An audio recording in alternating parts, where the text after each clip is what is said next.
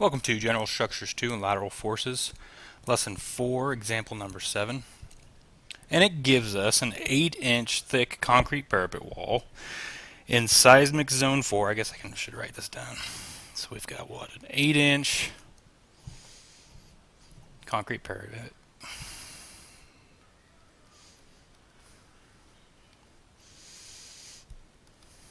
Alright. Seismic zone 4.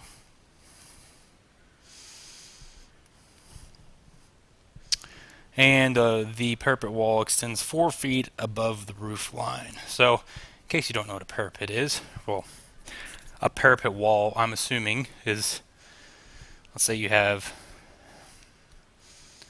a shopping center, and you'll see these a lot, where you have some sort of shopping center. Actually, let's go back real quick, in case you don't know what a parapet is, and you'll see a lot of them, where some of them will go like this, and they'll come down a little bit, then this one will come up, then it might come out a little bit, maybe out and up, and it'll just give it some depth. And maybe you make this one stone, so this looks like brick. This is stucco. This is brick or whatnot. Then you make this stone, so it gives it a little bit of depth. And then so your roof line, I guess, is constant. The only thing that is not constant is your parapet, and sometimes it'll be higher and lower and whatnot. Anyways, that was my 2-second explanation of what a parapet wall is, and I think that's what we're dealing with here, is a parapet wall. So, like we said, here's your roof. It's a flat roof, and then you have a wall sticking up like this, and you have a sign or some facing, blah blah blah, out here. Alright, so that's what we're looking at. This, let's change colors, is, we said, 4 foot. And let's see, what else do they do? Assume I equals 4 foot tall, and then I equals 1.0, importance factor, and then it says find and we're looking for, what is the moment the wall should be designed for? What moment? And I'm guessing it's going with seismic moment, is what we've been doing. So therefore we're going to assume it's seismic moment. So we figure out what seismic force are we going to put on here. And if you go back, it says parts of structures. It's similar to what we were doing earlier in the examples, but we actually use this right here, this equation. You'll recognize the ZIC, except this time it's CP, and it doesn't have RW. And remember, RW was for the type of framing system. And this CP actually goes, real quick, you actually have the WP, which is the weight of the part you're talking about. So you could say the C, the coefficient of the part, and the weight of the part that you're talking about. So in this case, we are talking about the parapet wall. So this part, we're wondering what is the moment on that part. And the Z, let's go ahead and just start filling in, see what we have, and see what we need to figure out. C is the exact same C we've been using, and that should be in the UBC. And in our case, it is above the, I believe, it is on that, right above the map. On what page? There it is. Page 82, reproduced on page 82 in your study guide. It is table 16-I think it is. Seismic zone factor. And it said we are in zone 4, so you just go ahead and go down to zone 1, 2, 3, 4, and you get a Z equals 0.4 from that table. Alright, so we have Z. Now let's move on to I, which we've been given, is 1.0 right here. Let's go on to CP. And CP you get from table 16-0, or O, I guess, horizontal force factor, CP, and that's reproduced on page 103. And you take a look, and we have a parapet. So let's go look down and see what it could be. Elements of structure. 1. Walls including the following: Unbraced cantilevered parapets. That sounds pretty good. But let's keep on going. Let's see what else the other options there are. And that gives us a CP value of 2.00. Other exterior walls above ground floor, probably, I think the parapet's the better answer. All interior bearing, no. Masonry or concrete fences, no. Penthouse, no. Connections, no. Diaphragms, no. And I think if you kind of take a look down, you can see the non-structural components. But this, I don't want to go through all those, but just from what I looked over real quick, it doesn't seem like it's going to be. The best thing is the parapet, which is 1. And you can come up here and you could say table, if you're doing your calcs, 16-0, what? 1.1.a. So you know where you got it. And then the last thing we have is WP. So we need to figure out what is the weight of this wall. And it's an 8-inch concrete parapet. So if you think about it, this wall is going into the screen kind of like that. I hope that makes sense. So we don't know how long it is. It doesn't say. So we're going to do it by foot. So what we'll do is we'll assume, hey, there's a foot. And this is typical for concrete design. And this is 1 foot, or I'm just call it 12 inches because I don't like saying 1 foot. I like doing 12 inches. Anything under 24 inches, I usually do that. Just force of habit. And then, so our WP, the weight of our part, equals 0.15 kcf for concrete. Now, this is something I would just remember. If you do any type of concrete design, this is what you will use 95% of the time. And you could go down to, I think unreinforced concrete is 0.145, so 145 pounds per cubic foot. And usually you just use 150 pounds per cubic foot for everything I do.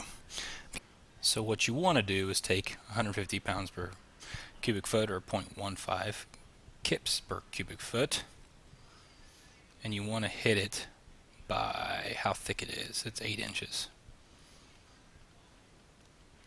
So this will give you, if you think about it, this is going to be foot.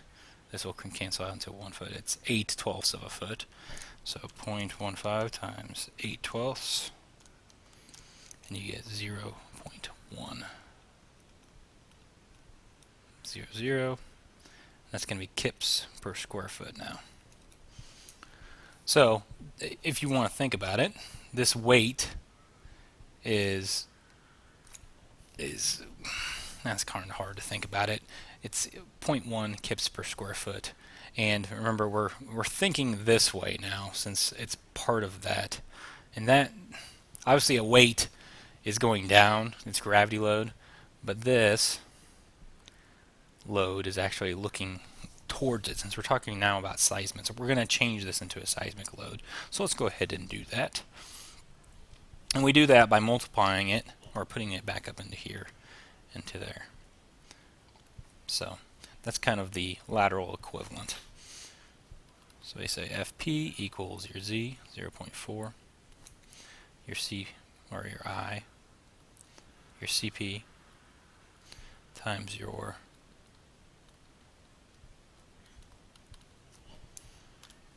0.4 times 1 times 2 times 0.1, and you get 0.08.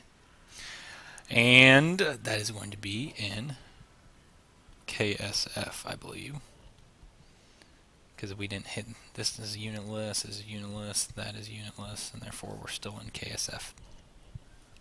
Alright, so now let's take a look at where we're at on here. And as I said earlier, so this is in KSF 0.08 is kind of this load right here. It's not kind of, it is this load right here.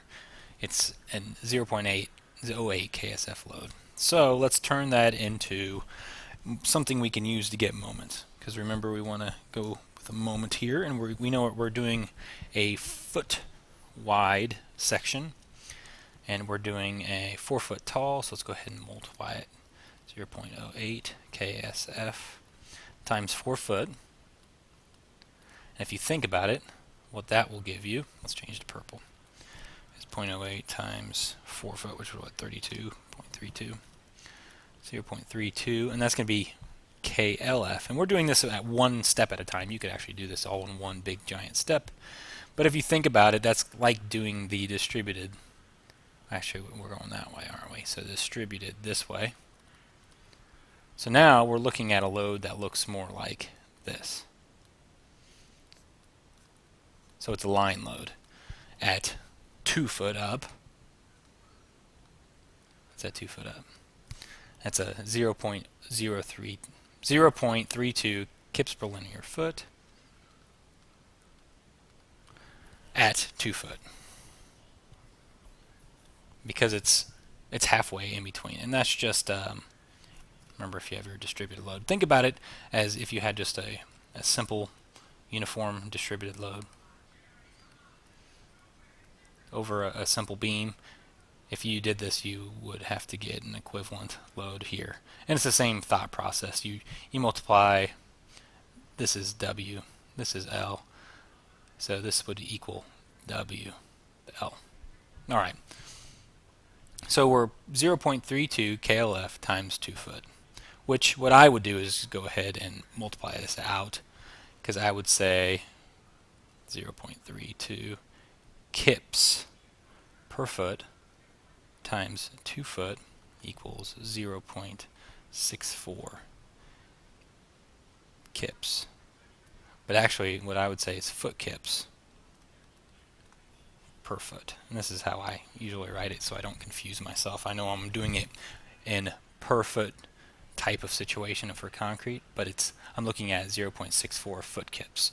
So you would take this is actually our answer, 0.64 foot kips.